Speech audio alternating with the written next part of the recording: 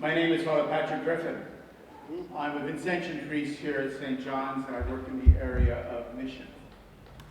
I serve as the executive director of the Vincentian Center for Church and Society.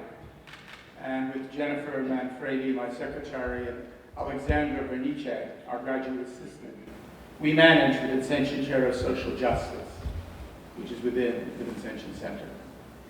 Each year we bring to St. John's a scholar of national and international repute to speak to our local and larger community on some issues of social justice.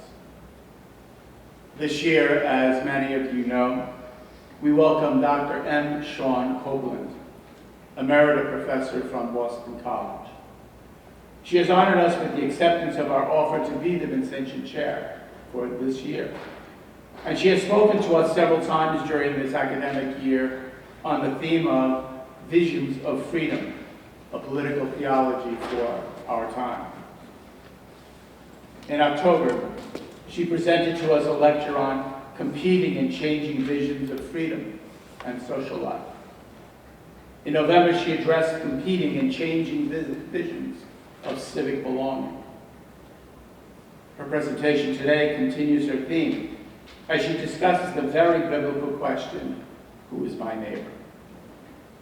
Let me start our afternoon's presentation by inviting you to join me in an opening prayer. Then I'll explain the flow of our time together. So let us pray.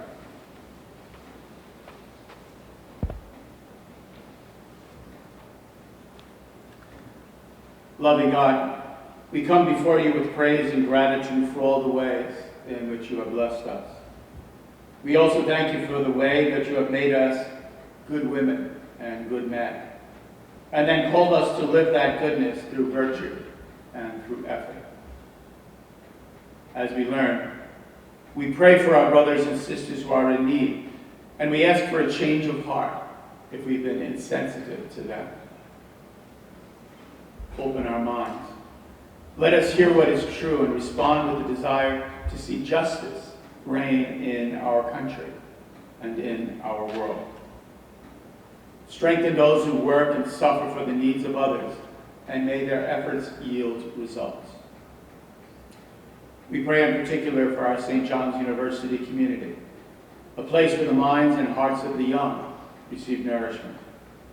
May that nourishment include, in keeping with our Catholic and Vincentian tradition, compassion, and a willingness to promote the benefits of others, to truly discover who is my neighbor.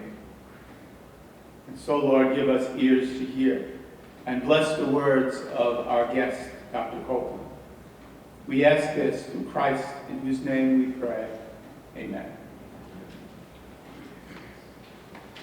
So, the ordering of events for our afternoon. First of all, there's an opening prayer.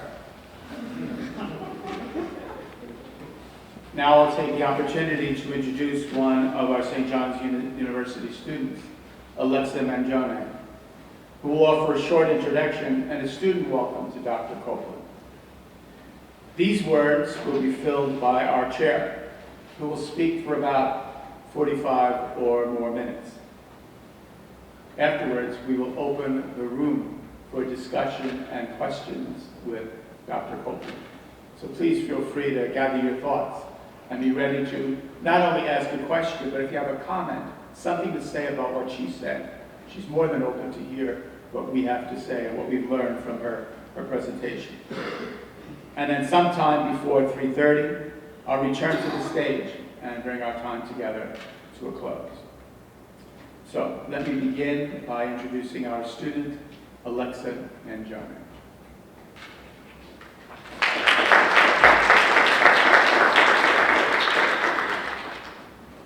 Hello everyone, my name is Alexa Mangione. I am a junior anthropology student at St. John's University. I'm very grateful to have been given this opportunity to speak here today. So Dr. M. Shawn Copeland is Professor Emerita of Systematic Theology at Boston College, where she earned her PhD in Systemic Theology. She was the first African American and first African American woman to serve as president of the Catholic Theological Society of America, the primary professional association of more than 1,000 Catholic theologians in the United States and Canada. An award-winning writer and speaker, Dr. Copeland has lectured extensively across the United States. Her talks aim to introduce listeners to African American historical, cultural, and intellectual experience, and to bring that experience into critical dialogue with various aspects of Christianity. Dr. Copeland's overarching theme as chair is titled Visions of Freedom, a Political Theology for Our Time. Her topic this evening will be, Who is My Neighbor?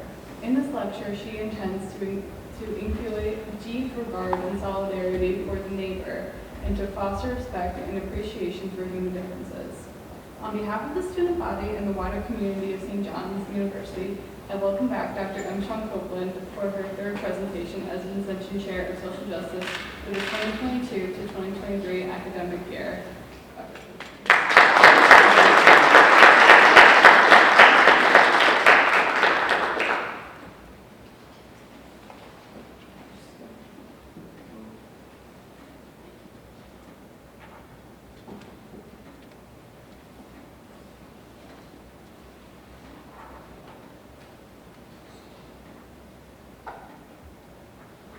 So thank you very much, Ms. Mangione.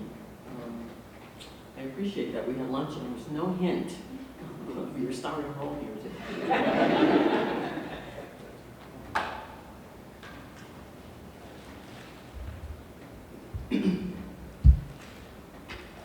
Thank you all for being here. Some of you are repeaters on to the third time. I really appreciate that. That makes me feel like maybe I'm communicating. There are some students and some external visitors, so that makes me very happy. And members of faculty and staff as well. In the previous two lectures, we uncovered a range of intentional violations and transgressions, ambiguities and blunders that scar our history as a nation and damage our relationships as individuals and groups.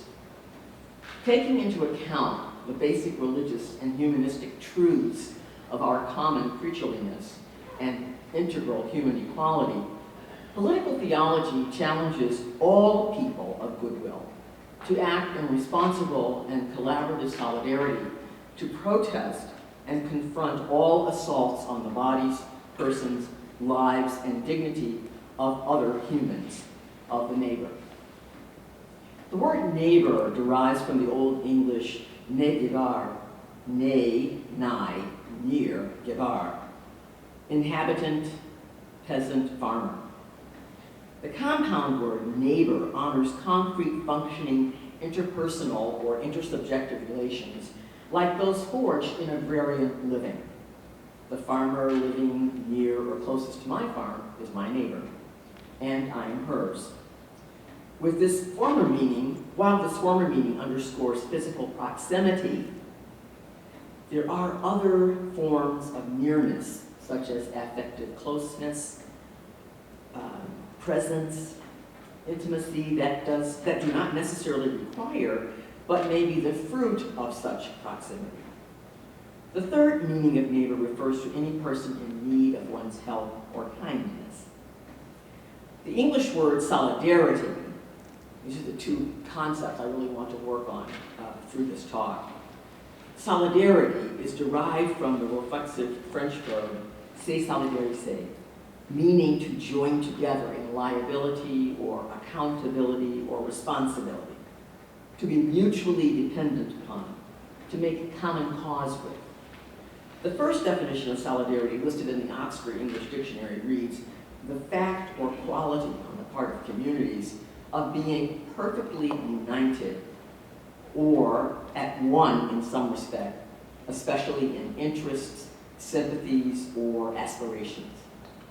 The second definition refers to community or perfect coincidence or coincidence of interests.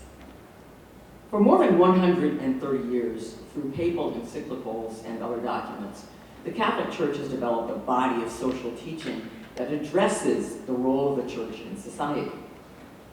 From Leo XIII's Rerum Novarum to Pius XI's Quadragesimo Anno, from John XXIII's Mater et Magistra to Paul VI's Populorum Progressio, From John Paul II, Sollicitudio Rei Socialis, to Francis's Fratelli Tutti, the notion of solidarity appears in each and has grown into sharper focus. Papal teaching seems to assume that solidarity is a kind of ontological fact, since individuals are members of society, and society exists for its members. Indeed, because solidarity is part of the very nature of society, it is a model for social action, something which society in the making ought to realize. Some of you may think that speaking about neighborliness and solidarity, in the aftermath of the most recent killing of a black human person, Tyree Nichols in Memphis, Tennessee, the mass shootings in Monterey Park and in Half Moon Bay, California, that this borders on a maybe ludicrous optimism. But it is precisely because we have become so estranged, so alienated from one another, indeed alienated from our own humanity and the humanity of others, the humanity of those whom we have othered in our society. It is precisely because, as An Lin Ching writes, we have such difficulty, quote, integrating a history of fierce difference, social injustice, and physical injury into one nation, close quote, that we need to think about neighborliness and solidarity.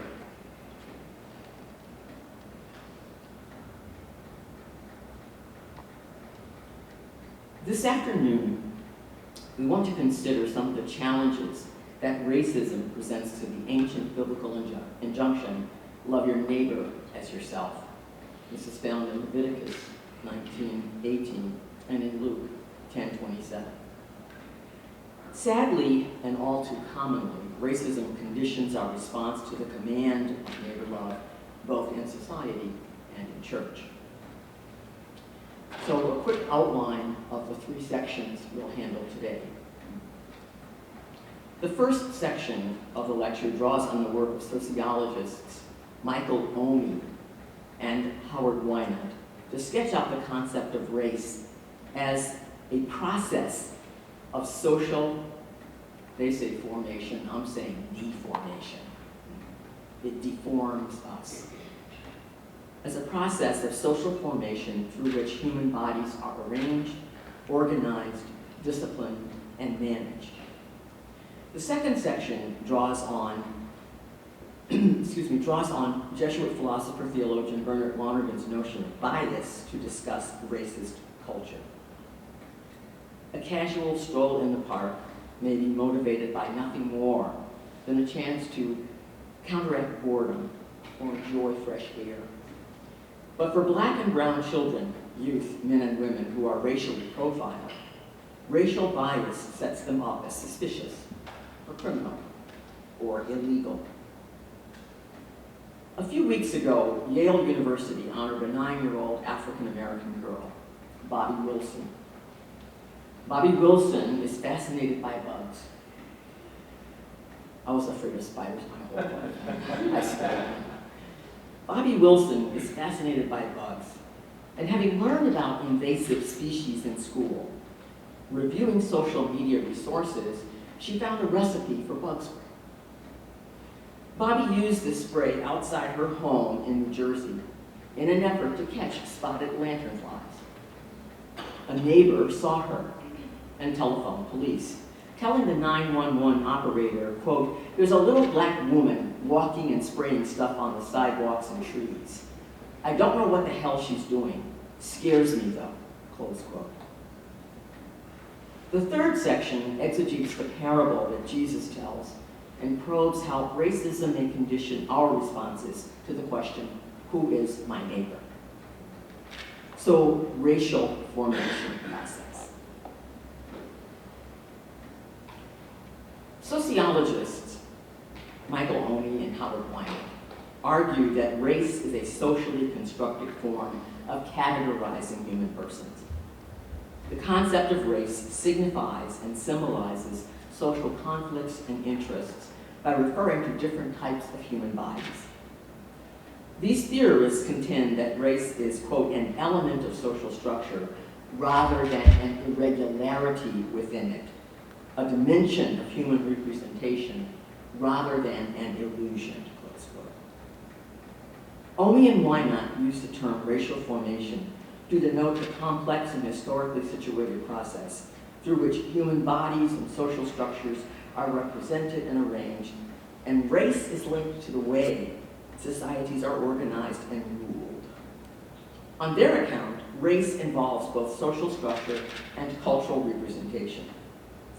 Racial formation process explains several dilemmas around race, including questions about racial identity and the relation of race to other forms of difference, including gender, sexual orientation, and nationality.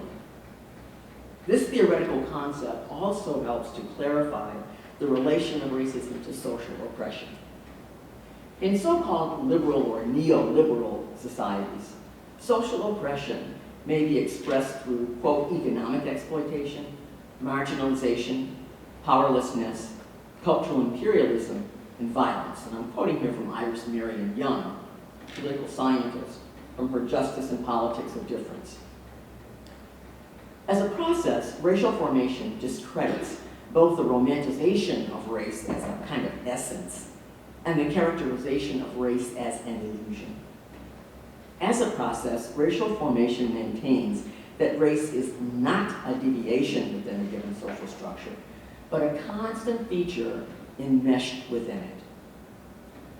The process of racial formation explains race on both macro and micro levels. On the macro level, racial formation process interprets social relations, the shifting, even transhistorical meanings and valence of race in differentiated regional, national, and global contexts. On this level, the social construction of race and racial relations shift and change. This theoretical concept also manages various competing racial projects or, quote, efforts to institutionalize racial meanings and identities in particular social structures, notably those of the individual, family, community, and state. By way of example, consider that the construction of race relations in the United States has congealed along a white-black binary. Now, this is only possible because of the concealment and regulation of reservations for indigenous peoples, the dismissals of long-standing presence of Asians, especially Chinese and Filipinos, Mexican Americans, and Hispanic Latinos. On the micro level, racial formation process spells out how ordinary or everyday tasks and the important activities or events may materialize as racial projects. I'm tempted to say, really, the Super Bowl has become, in some ways, a racial project. We're all fascinated that we have two black quarterbacks playing each other. They're just guys who play football and do so well. Socialization in racially stratified cultures and societies teaches human persons to see race, and paradoxically, to see it even when we insist, I don't see race, or I am colorblind. Consider that upon meeting someone for the first time, almost immediately we begin to read her or his race. Our interpretations and reactions to race are conditioned by the norms transmitted on the macro level and reinforced on the micro level. We require people to act in accord with the stereotypes of their racial ethnicities and identities. For example, consider a young black man wearing a blue blazer and gray slacks with well-shined shoes. He interviews for a coveted spot in a prestigious doctoral program, and he converses in standard American English. His professorial interviewers conclude that he is, quote, acting white, close quote. What does it mean to act white? What does it mean to act black? Or who can forget the encounter between Amy Cooper, a white woman walking her dog, and Christian Cooper, no relation, a black man bird watching in a section of Central Park known as the Ramble. Amy Cooper's dog was unleashed in the Ramble, an area where leashing is required. And when asked to do so, she reputedly refused. Ms. Cooper then threatened to phone the police, and did so, presenting herself as being in immediate physical danger, thereby repeating a tendency of far too many people and police to treat black people with suspicion. Racial formation process also uncovers the demand to read race accurately. Racial formation process demands that we categorize people, black or white, red or brown, Mexican or Salvadorian, Puerto Rican or Cuban, Chinese or Vietnamese. The ability to racially categorize people has become crucial for our social behavior and social comfort. And the inability to identify accurately a person's race provokes a kind of mini social crisis. As Omi and Wynot point out, quote, "We expect differences in skin color or other racially coded characteristics to explain social differences," close quote. The very stereotypes that we say we despise seep into our encounters with those whose race differs from our own, whether they are police officers, prospective students, surgeons, waiters, nurses, bus drivers, hygienists, teachers, salespersons, or elected officials.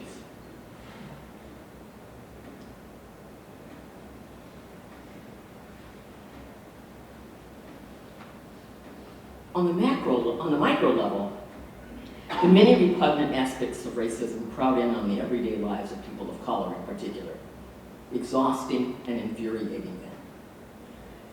Everyday activities like jogging, leisure walking, shopping, banking, dining out, registering for school, inquiring about church membership, taking a taxi cab, riding a train, air travel, all throb with ambiguous, often negative currents. Racism directs these currents, interrupting interpersonal routines between whites and non-whites. More than 2 decades ago, Peggy McIntosh, in her analysis of white privilege, white racial privilege, enumerated the ways in which whites are socialized to think of their lives as morally neutral and normative. Perhaps the most glaring distinction between the everyday concerns of whites and those of blacks is individuality. On both the macro and micro level, racial formation process teaches whites to think of themselves as individuals, while it teaches them to think of blacks as a different type or kind, a collective group. The process hijacks black individuality and relegates it to the collective. It teaches blacks to think of themselves as non-normative, but to think of whites as normative. Hence, racism is not something out there, that we must solve. Rather, racism is in us. It's sedimented in our consciousness. And the critical interrogation of racial formation uncovers our racial conditioning for what it is: a set of learned attitudes, reactions, and practices. As an ideology, racism approves biased representation and ranking of human bodies and endorses exclusionary responses to those bodies. And as an ideology, racism spawns racist culture. So we'll move to our next topic, which is racist culture and bias. Most basically, culture is a set of meanings and values that informs a way of life. These meanings coalesce to cognitive, effective, communicative, and constitutive functions to contribute to the emergence and perpetuation of a system of racial domination that also interacts dynamically with class and gender. We are the creators of those meanings and values. We are responsible for their production implementation, and transmission. We determine whether women are less valued than men, whites are valued more than indigenous peoples, the wealthy valued more than the working class.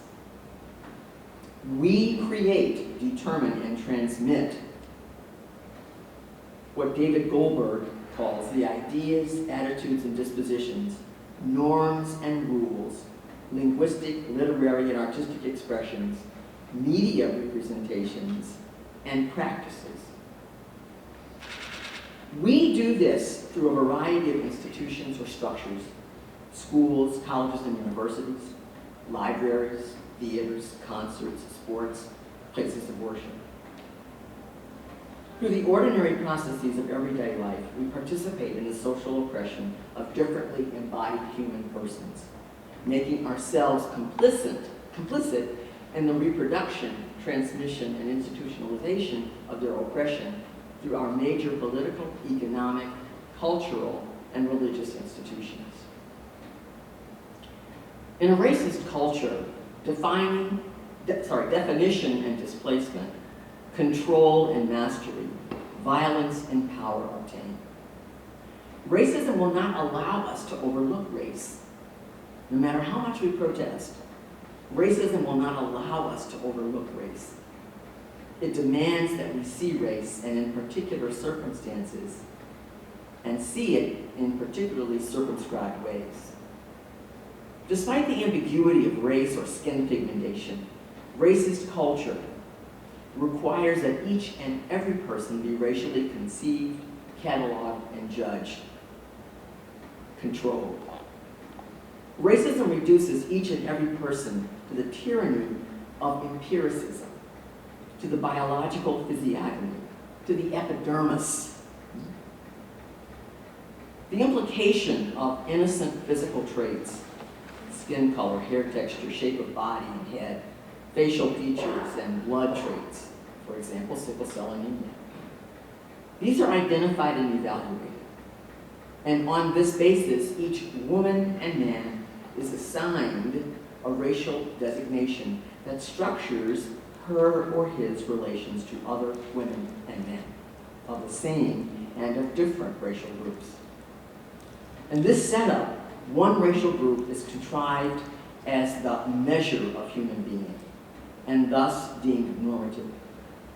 Individual and racial groups that diverge from that norm, diverge from what it means to be a human being, deviate from being human. Racial difference in a racist culture, these differences are absolutized by, quote, generalizing from them and claiming that they are final.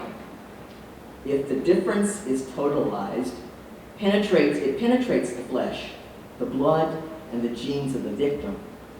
It is transmuted into fate, destiny, and heredity, close quote. This is Albert Memmi really writing in 1965. Once the difference mutates and becomes identical with fate or destiny or heredity, then the difference is naturalized. They're just like that. That's how they are. That's how they are. It not only swallows the individual woman or man, but all those women and men who share the same difference. Once the difference penetrates profoundly and collectively, it is complete and inescapable. When we meet social others, too often we meet them not as human persons to be encountered, engaged, respected, even perhaps cherished, but rather as objectified, embodied difference, to be confined and constricted, members of social groups who must be controlled and circumscribed. What accounts for our responses? Over the past several years, research by social scientists, psychologists, and educators suggests that our nearly instantaneous, immediate reactions of suspicion or rejection to embodied difference stem from implicit bias or implicit social cognition. Get a definition of this. Implicit bias or implicit cognition refers to the attitudes or stereotypes that affect our understanding, actions, and decisions in an unconscious manner. These biases, which encompass both favorable and unfavorable assessments, are activated involuntarily and without an individual's awareness or intentional control. Remarkably, insight into the cognitive dimension of bias was anticipated more than 50 years ago by the Canadian Jesuit philosopher and theologian Bernard Lonergan. His formulation may help us to clarify the cognitive and affective roots of our negative response to embodied difference and to social others. At the outset, Lonergan distinguishes bias from the common sense notion of particular preference, specific preference, temperament. Rather, bias is the more or less conscious and deliberate choice in the face of what we perceive to be a potential threat to our well-being or our interests, to exclude further questions or data, experience from consideration in our own experiencing, understanding, judging, deciding, and acting. All human beings are susceptible to bias, which interferes with our conscious performance in everyday living through distorting our affect and blinding our understanding. So he proposes for us 4 principal ways in which such distortion may occur: dramatic bias, individual bias, group bias, and the general bias of common sense. So say something about each of these. Dramatic bias takes the form of the denial of painful affect in day-to-day living. Cognitively, it resists insight into the feeling-laden unconscious or psyche. When we feel fear or resentment at interpersonal or societal situations, we resist self-examination. We repress our feelings. And that repression and denial interferes with our deliberation and choices, our decisions, and our actions. We refuse to behave in more or less appropriate ways and to grow in emotional health. Still, self-discovery and the integration of self-knowledge all too often may be painful, and insights may be unwanted. Yet by refusing insights, refusing new experiences, we exclude and repress further questions, their answers, and close off and narrow our own worldview.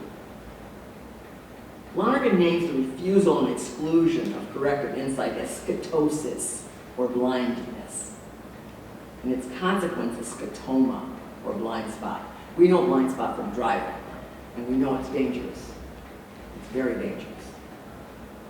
As the scotosis becomes settled or established, it prevents the maturing of appropriate affective attitudes and behavior, and it debilitates healthy psychological growth and injures the development of common sense.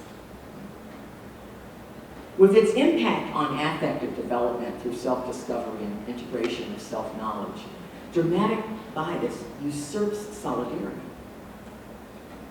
It is not improbable that a white 7-year-old who hears authority figures, parents, relatives, teachers, adults, political leaders, television commentators, even religious figures, speak derisively of Asian women and men, it's not improbable that that little 7-year-old will recoil from playing with his Asian classmates.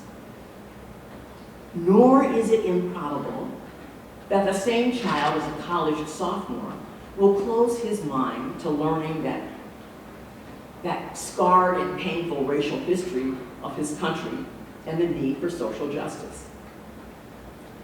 He may conclude that the professor, whose responsibilities include teaching Minjung theology, does so only because she is Korean, not because she holds the appropriate academic degree. As young white people learn and absorb racial and racist codes and stereotypes from the culture, dramatic bias thwarts their affective and intellectual development. As authority figures mistakenly affirm biased responses, these young people are encouraged to form idealized images of themselves as those who should be in charge and control, as those who are the standard by which others are to be measured.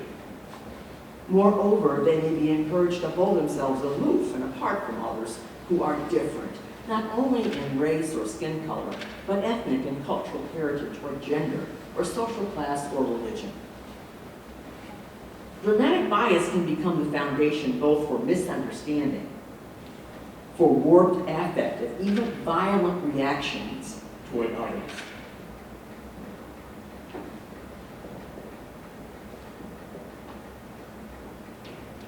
Recall the 2015 killing of 9 African American women and men in Mother Emanuel African Methodist Episcopal Church in Charleston, South Carolina. Recall the 2016 mass shooting of 49 gay, lesbian, and transgender women and men in the Pulse nightclub in Orlando, Florida. Recall the 2018 mass murder of 11 Jewish women and men during Shabbat morning services in the Tree of Life Synagogue in Pittsburgh, Pennsylvania. Recall the 2019 mass shooting of 23 women and men of Hispanic, Latino, Mexican American descent at a Walmart in El Paso, Texas. Recall the 2021 murder of 8 human persons, 6 of whom were women of Asian descent in Cherokee County in Atlanta, Georgia. Each of these mass murders is rooted in a biased perception that the very physical presence of African Americans, gay, lesbian, and transgender women and men, Jews, Hispanic, Latinos, and Mexican Americans, Asians, somehow spoils a perfect America. Dramatic bias thrives in a racist culture, or a culture structured along racial lines. Members of dominant or privileged racial groups are given permission, even encouraged, to project their personal feelings of inadequacy onto members of marginalized racial groups. When these privileged women and men do this, they not only harm themselves by blunting the invitation to personal transformation, they also inflict suffering on those who have been marginalized. At the same time, marginalized or minoritized persons may be unable to face up to their own personal inadequacies. Consider that a black university student may cite racism as the reason for her poor performance, rather than admit that she did not prepare adequately for the examination. Individual bias reveals itself in egoism. Cognitively, it refuses insight into what might help order or benefit and promote the common good. In a racist culture, individual bias stunts our development as human persons through refusal of human relationships and social cooperation. In refusing opportunities to meet others who are different from ourselves, we intensify repression of spontaneous, intersubjective drives. Just trying to help out, reaching out to someone. We refuse solidarity. Such refusals and denials distort experiences, and these distorted experiences ground negative understandings and judgments about other and different children, women, and men.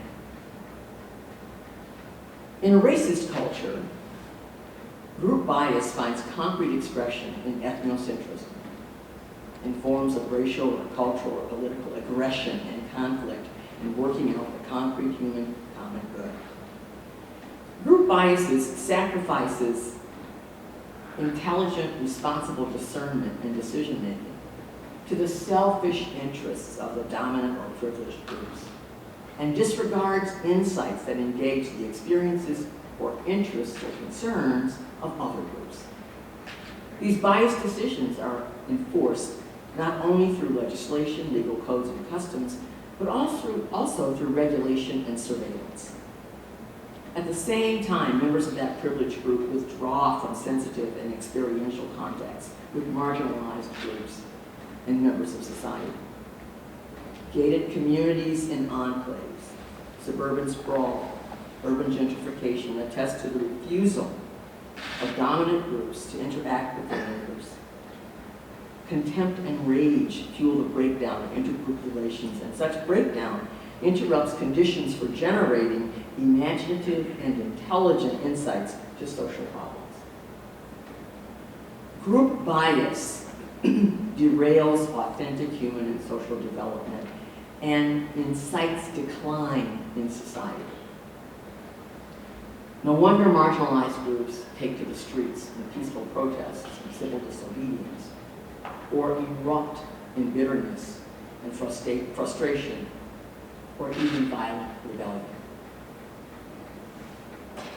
The general bias of common sense restricts our intelligence to the immediate, the short term, and ignores or obfuscates the consequences of ad hoc measures. It's like patching up potholes. We patch up potholes in my town, Watertown, with this little stuff. And as soon as it gets cold again,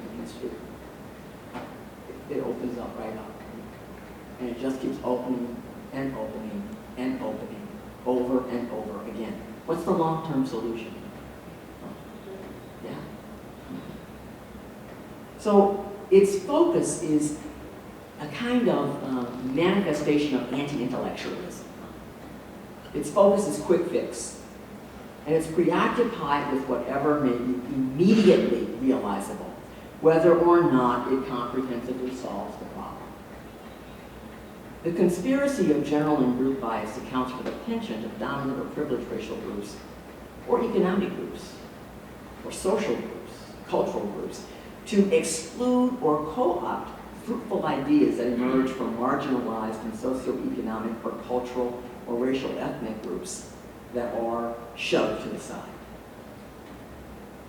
The incursions of dramatic individual, group, and general bias erode possibilities of cultivating affective, cognitive, moral conditions for the embodiment of neighborliness and solidarity on human, social, civic, and personal levels. The incursions of dramatic individual, group, and general bias corrode conditions for and blur authentic visions of freedom. The social critic Zygmunt Bauman once observed, quote, "Freedom was born as a privilege and has remained so ever since," close quote. And the sociologist Orlando Patterson argued that freedom gains its value, quote, "as a direct result of the social dialectics of slavery," close quote. And I might add, its byproduct, racism.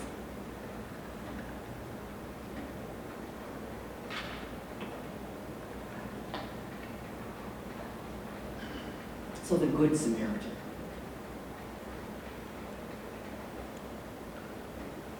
I think I can quickly read this paragraph. It's long. This is from the Gospel of Luke, chapter 10, 25 to 37. Jesus, just then, a lawyer stood up next, and he wanted to test Jesus. "Teacher," the lawyer asked, "what must I do to inherit eternal life?" So Jesus said to him, "What is written in the law? What do you read there?" The lawyer answered, "You shall love the Lord your God with all your heart, and with all your soul, and with all your strength, and with all your mind, and your neighbor as yourself."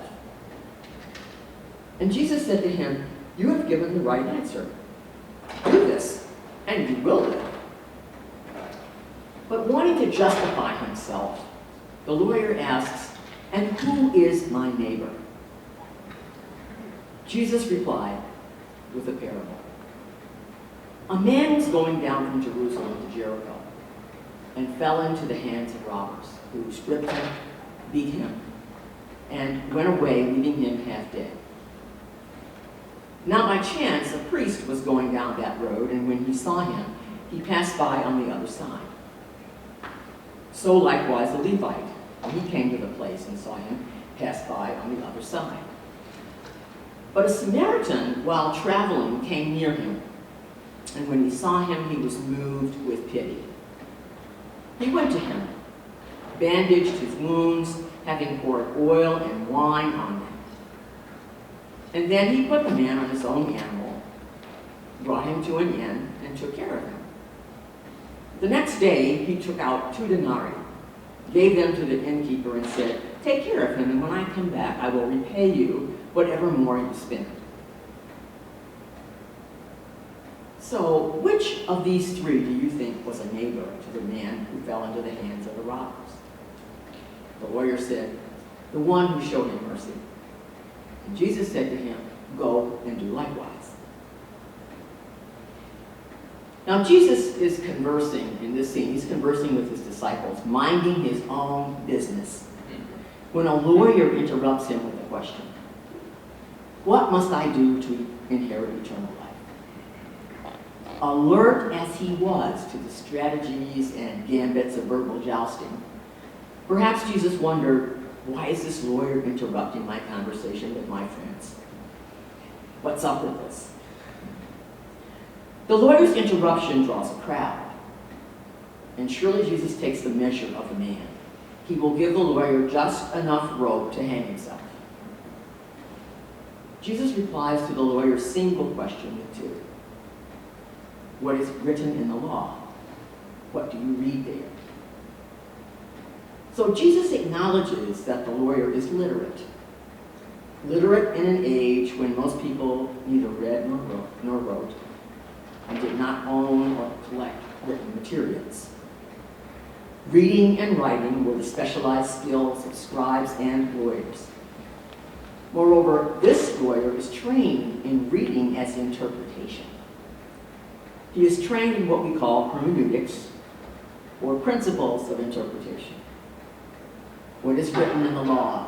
What do you read there? Now, probably the lawyer is itching and eager to display his knowledge to the public and to put this backwater rabbi in his place.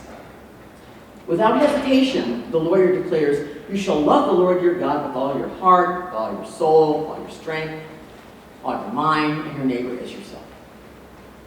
"Well done," says Jesus. "You've given the right answer. Do this and you will live." And perhaps Jesus turns back to his earlier conversation.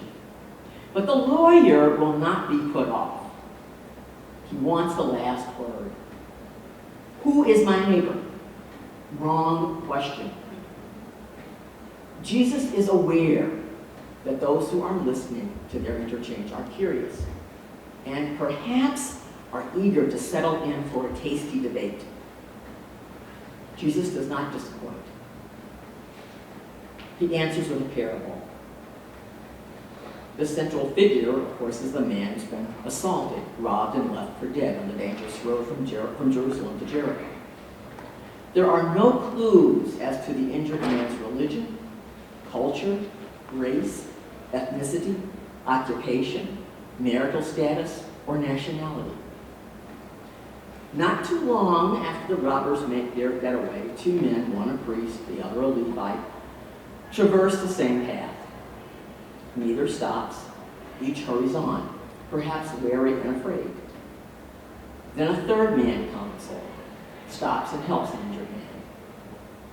Now those gathered to witness the interaction between the educated lawyer and the rabbi from that backwater town of Nazareth would have been surprised at hearing Jesus attribute the performance of the mitzvah, the good deed done from religious duty, to a Samaritan, one whose religious observance, culture, nationality were held in disdain by 1st century Jews. Jesus knows, as does the lawyer and everyone gathered around to listen, that both the priest and the Levite are required by Torah, by the law given by the Lord God to Moses, to stop and assist the injured man. Yet neither acts to fulfill the law's mitzvah.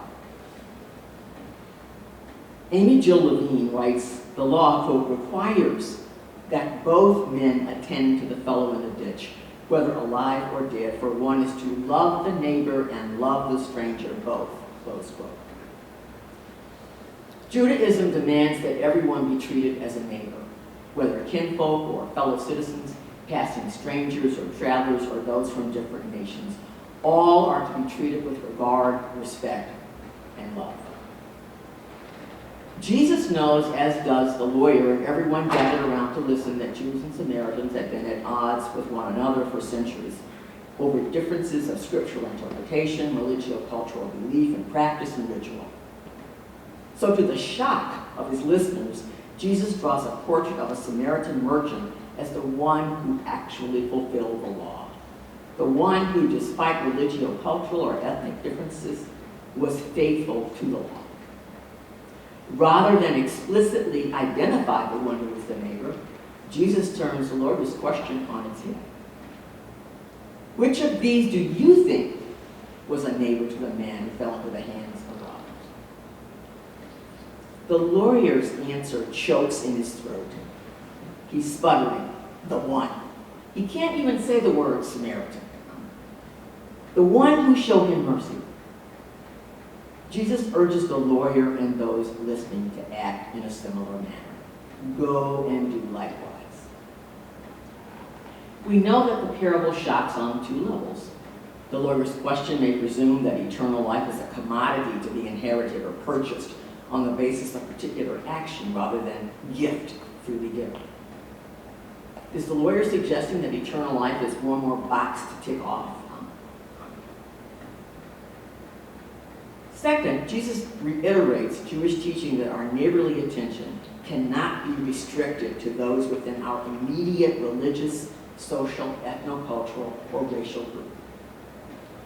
Rather, if we are to be God's children, we are obliged to act with practical care and compassion as a neighbor to all, especially those whose social, national, cultural, racial, religious, economic, or political standing differs from our own. To the Jews of Jesus' day, this must have been a hard saying. And it is just as hard and difficult for us to do today in our circumstances. A straightforward interpretation of the parable teaches that the neighbor is the one who needs our compassion and care. However, another and subtle reading focuses on the charge that concludes the passage. Go and do likewise. That's a charge. Go and do likewise. The parable contests cultural and religious exclusion. Putatively, despised Samaritan identity becomes worthy of imitation through fidelity to Torah.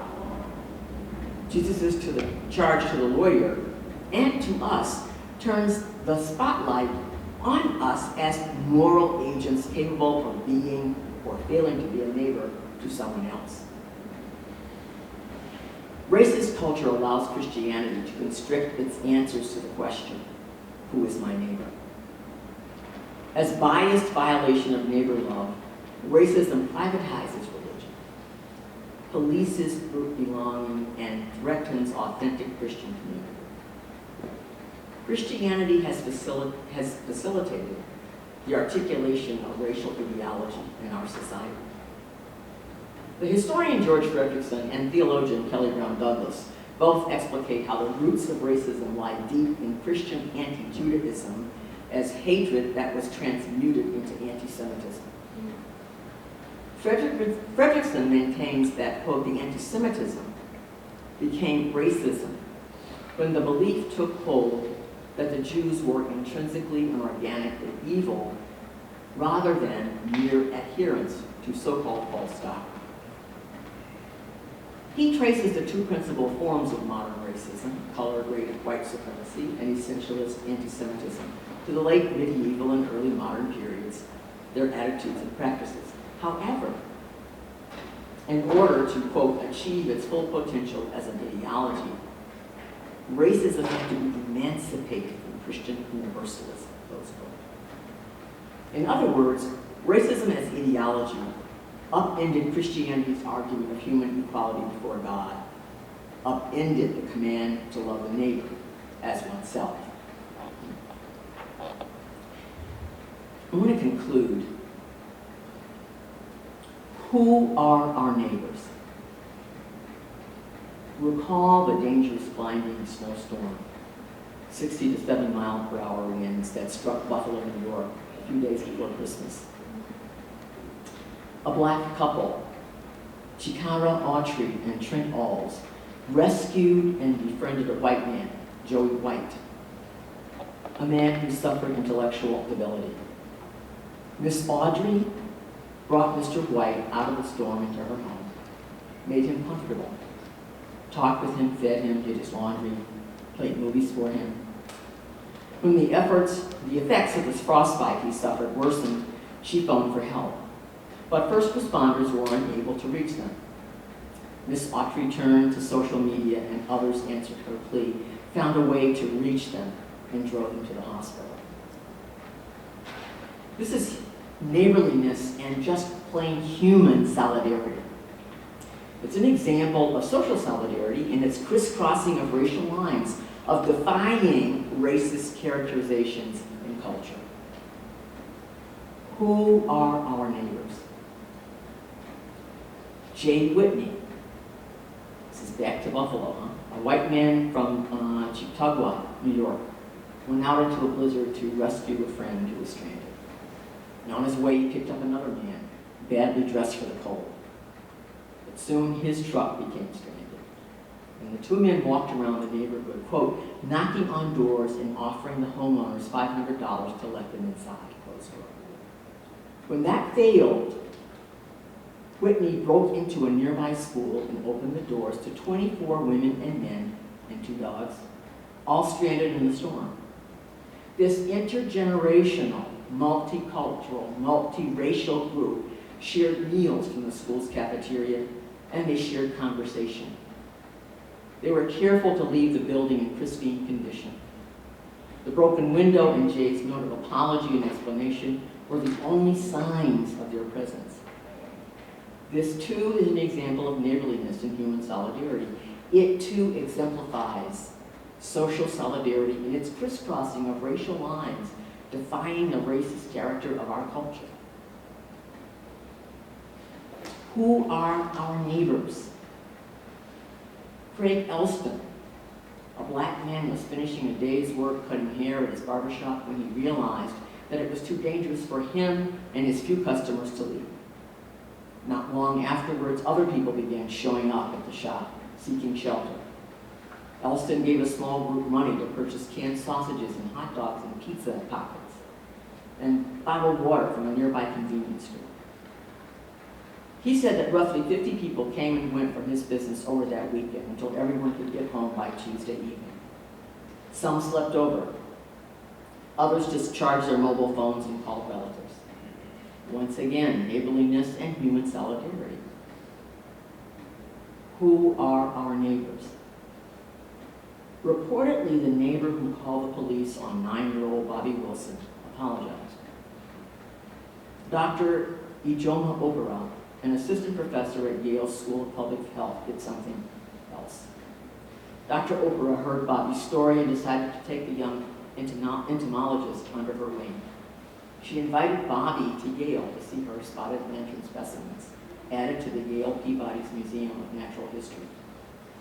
Reportedly, the insects were once collected by Bobby herself, and Yale noted that she was one of the youngest people ever to submit specimens to their collection. This is another example of human solidarity. It is also an example of political solidarity at the level of education through the efforts of this teacher.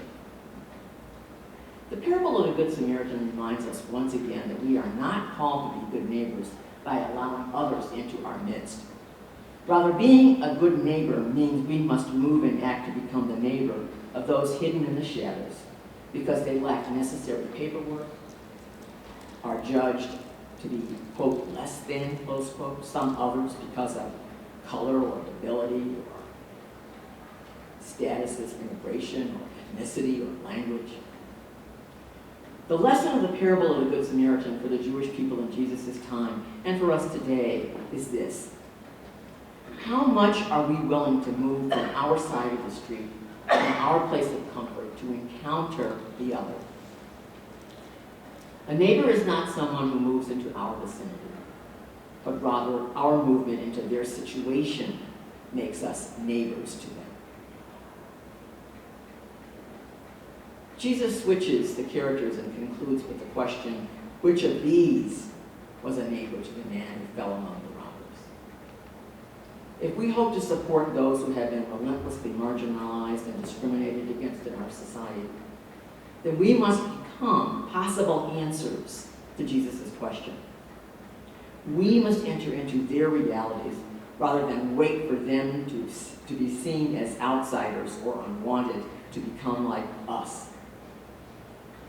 The only path forward together out of the moral impoverishment of prejudice, bigotry, bias, racism, and xenophobia is solidarity. And that demands us to see the other as a neighbor, a sharer in the banquet of life, to which all are equally invited by God. Thank you very much.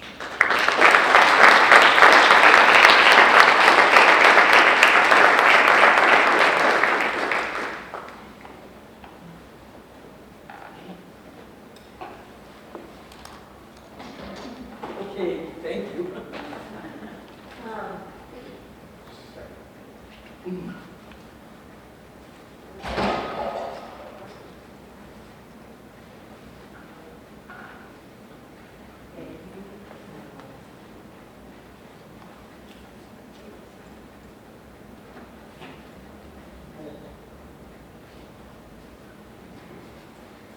Thank you for yet another wonderful lecture and really eye-opening and thought-provoking ideas. I just wanted to ask a question about this idea of neighborliness and solidarity from a more positive and maybe positivist perspective, which is framing neighborly behavior as aimed towards those in need is very important. But what about neighborly behavior to create the kinds of community that will oppose specifically anti-Blackness, but also the kind of racist culture that we have cultivated and built this society on? So I was just wondering what your thoughts on that were. I mean, I think a lot of this is related to our own self-examinations. And I don't mean at the individual level only, or the personal level only. Social transformation is very difficult. And individuals may spark it, may start it, and they may draw other individuals to themselves. So you think of Martin Luther King Jr. and all the people who he drew into his circle.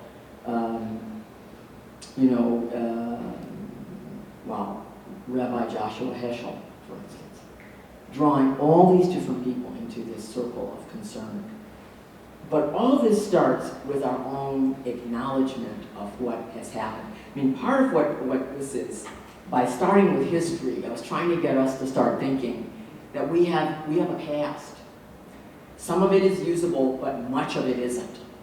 But we can't simply sidestep it to say, oh, we're all friends now. I don't see color. But we all do. How do you describe anybody? I mean, this is really terrible. You know, you could say, okay, all the black people in the room will probably be mad at me, but that's okay too. Anytime some horrible thing happens, all the black people are saying, oh God, don't let that person be black. You know? Because we don't have any individuality. Because one black person is every black person.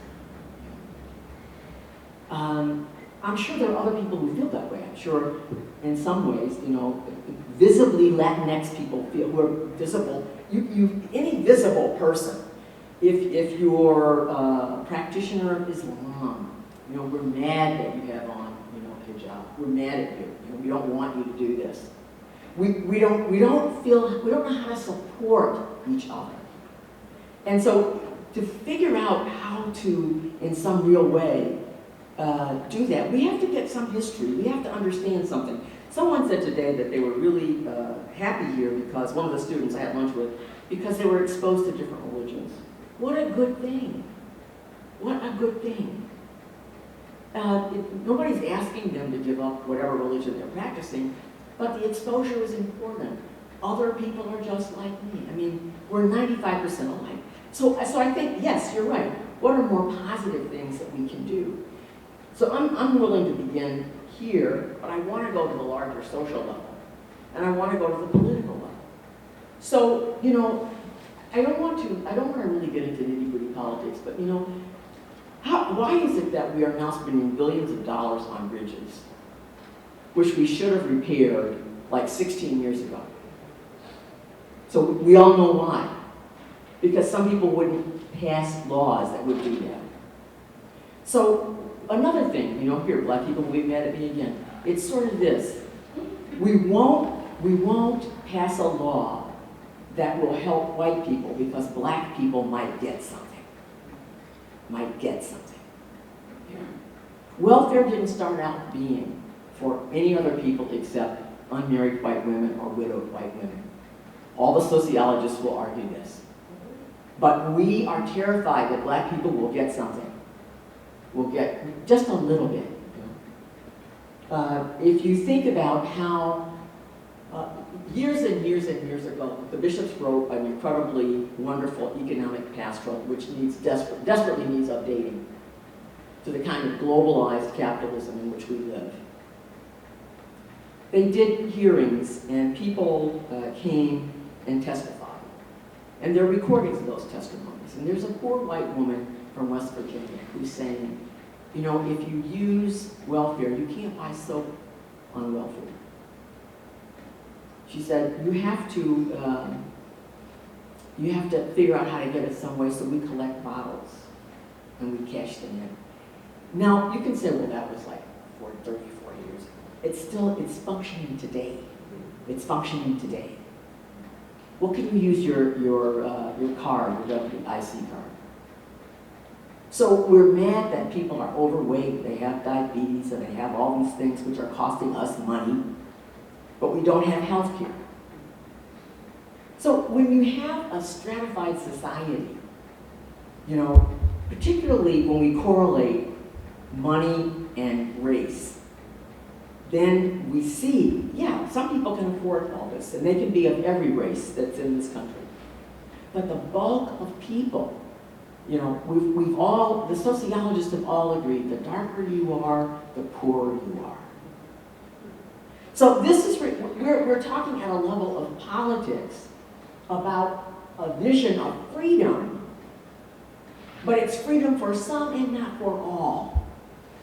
It's sort of the old justice thing. It's just for some, but not us. This is where I think our own education, we were talking about this with people from Vincentian Social Justice Ministries this morning over coffee and a real New York bagel with real rice. It was really good. I was really grateful. I mean, you expose students so that they understand. You're not asking people to go out and, Jesus is like, go sell everything you have and come follow me, okay? And the rich young man says, oh wow, I've got many possessions, I can't do it. We're asking people just to live a different, more simple life. That's all we're saying. It's the question, how much money do you need? Do you need to be the second billionaire, multi-billionaire? What are you going to do with all that money? What will you do? What have you done? So we don't accept social obligations. That's the other thing. And that's where I think learning something about history, how we are all implicated. We're all implicated. So we just have to figure out how in our system to work this out so that we actually become, people who have an organized way of dealing with the world in which we live that we have created. Nobody else made the system that we have. We did it. And so taking responsibility is really important. This is one of the other things that Iris Marion Young writes about is guilt and responsibility. Nobody in this room Okay, the black people will be mad again. Okay. Nobody in this room is guilty of slaveholding at this present moment. More than likely. More than likely. I'm talking about in the present. But we are responsible for the past. We're not guilty of it, but responsible for it. Why? Because as Sadia Hartman over at Columbia always says, we live in the time that slavery created. That's why. That's why.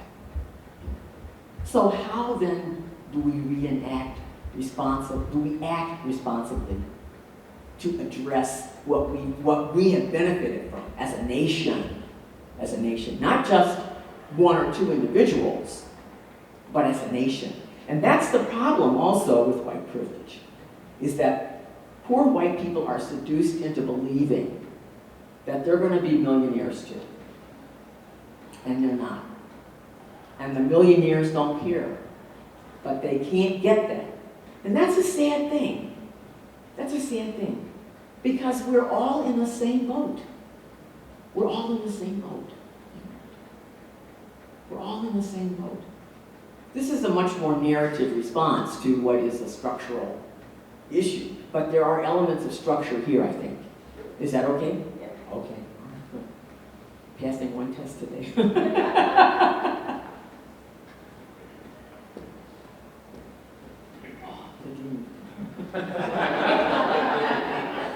Whom I know and love. And you are known and loved back. Thank you.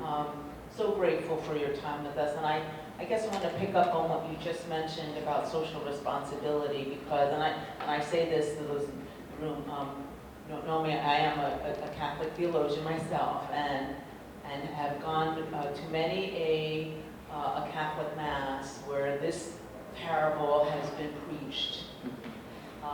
With the kind of sensibility that I have found leaves folks leaving, patting themselves on the back, thinking about all of the times when, yes, I was a good Samaritan, and therefore reassuring themselves, and I have done this myself, so I'm included, reassuring ourselves that somehow, because we can find examples that we have been the Good Samaritan, or think ourselves to be, that somehow we are, we don't have to take that social responsibility. So can you talk a little bit about how, particularly the Christian tradition, Catholic in particular, has done more to enforce the individuality piece rather than the social responsibility piece? Yeah. Yes, we've been trying to talk about solidarity for a few hundred years. Yes, right. And we talk about it in a way that makes it abstract. And I think one of the things that I liked about this statement of Pope Francis in Fratelli Tutti, that Jesus trusts in the best of the human spirit. To persevere, he encourages us to persevere in love, to restore dignity to the suffering, and to build a society worthy of the name. So what is it? What is it? What can Catholic social teaching do? It can do a great deal for us, but there are some things it can't do yet. We have only begun to address the issue of racism in Catholic social teaching. There are a few scattered lines in Mater et Magistrum, Populorum Progressio, but basically the encyclical hasn't made it to the fore. I mean, there are many wonderful aspects of Fratelli Tutti, and it also has a kind of particular Latin American character and engagement. I mean, he's got great examples. He wants to move with people. You know, I should have written them down. I didn't bring them with me, but here we're still working at it. You know, we're still working at it. So we need people, ethicists, Catholic ethicists, begin to raise this issue, and it's not about oh, that's their problem. Sure, all the black people will cheer now with me. It's not our problem. It's not our problem. So people for whom it is the problem have to begin to examine. That's why paying attention to history, to sociology, to culture, and psychology. You know, we're all upset about police brutality, but we can't change the police unless we change the culture, which sanctions them, which allows them to behave with impunity when they decide. Because it's not always. And it's not always young black or brown men. Sometimes it's young white men. But the examples that seem to be the most egregious are these. And we need very much, in this sense, to understand this, not just as someone else's problem, but our problem. So we need to have a greater collective sense. I mean, you know, I hesitated from using that phrase, you know, to perfect our union. You know, I mean, please, I got it. The thing, though, is I hope in the next lecture, both in terms of talking about church and university, to talk about citizenship in a much more direct way. You know, there's a lot of growing literature on what it means to be a citizen. And one of the first things, there's a new book by Richard Haas. Yeah, the first thing he says is be informed. Be informed. If you're not informed, you can't participate in the conversation. If you're not informed, someone says something and you don't know what to say, so you walk away. You don't know if it's true or false, you have no background, no resources, no. So how do we do that? There's lots of other things about being respectful, being humble, asking me. These are my thoughts. I mean, I haven't finished this whole book, you know, but I think there's some worthy things there, some worthy imperatives, if you will. I'm sure I'm not going to agree with everything he has to say, but I do believe in being informed. And I know that books alone don't work for everybody. There has to be some kind of engagement. And if your service learning here, or your immersion experiences, combined with a critical analysis, a critical social analysis of race, gender, economics, culture, politics, if you have some sort of critical analysis, that goes a long way toward helping students become properly informed. Because it's easy to say it's a complex problem, but what are all the pieces? It is sociology. It is a particular kind of history. It is a certain set of politics or political decisions. It is a certain set of political choices, of economic choices. I mean, laissez-faire capitalism, in a certain way, is long gone. Because what we have now is really rapacious capitalism. We eat people up. I mean, just...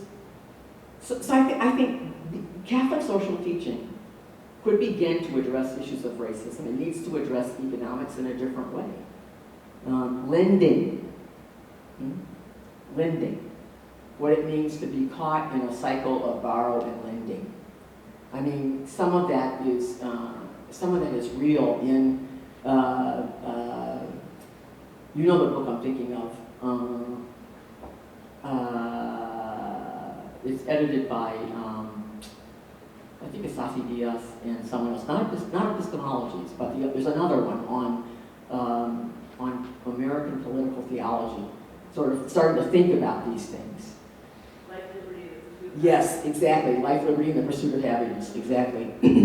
I mean, that's another issue for us here. It's another issue. I mean, there are so many areas.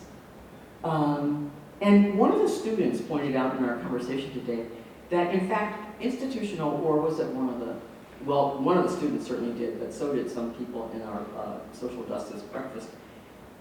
The churches, religious institutions benefit from the capital that's generated here. And so in that way, what do we say? What do we do? There's a lot here. You can ask whether or not we've gotten ourselves into a morass that's very difficult to get out of, but how in fact do we contribute seriously to the culture so that we can help those who cannot help themselves.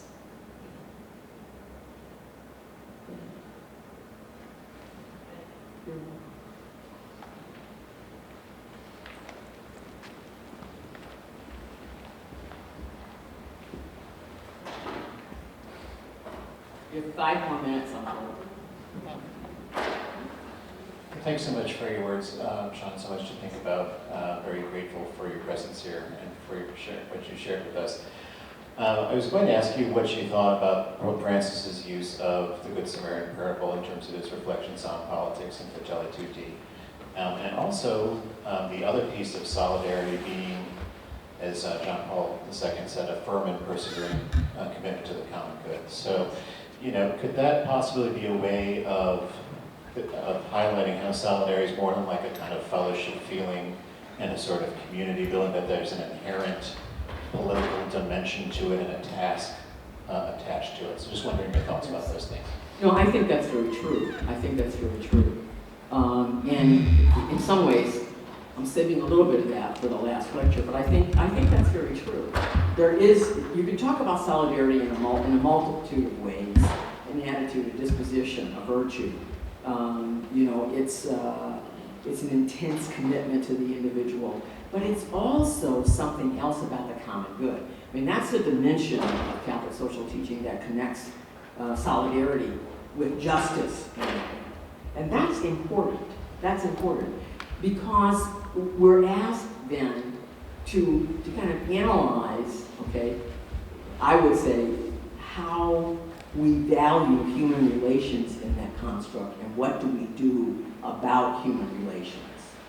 And what do we say, how do we operate with one another, how do we function? I mean, solidarity has political roots in the Polish labor unions, and it's been in Europe before. I mean, it's a thing that we have only come to. I mean, Auguste Comte talks about solidarity. So there's a way that its connection to all the aspects of the common good are real,